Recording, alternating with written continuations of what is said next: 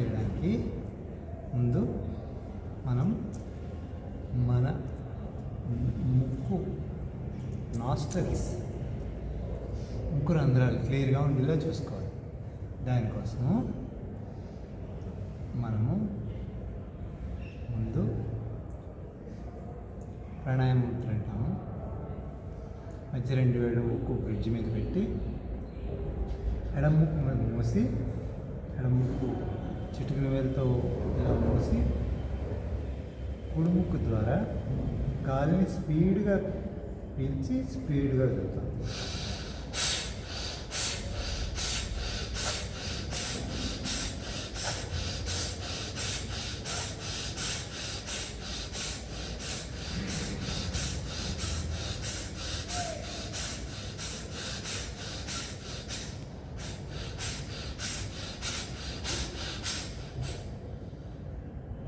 ఇప్పుడు మెల్లిగా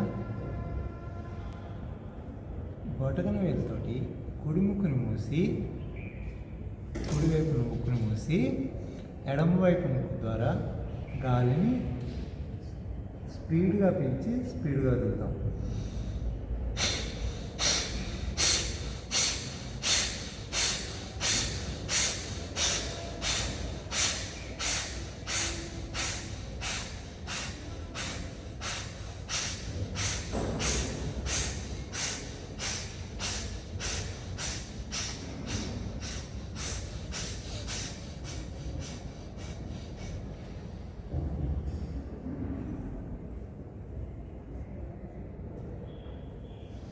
ఈ క్రియ చూడడం వల్ల మనకి ముక్కు రంధ్రాలలో ఏమైనా బ్లాకేజెస్ ఉంటే, ముక్కు రంధ్రాల్లో ఏమైనా పదార్థాలు ఏమైనా అడ్డుకుంటే అవన్నీ బయటకు వచ్చేస్తాయి.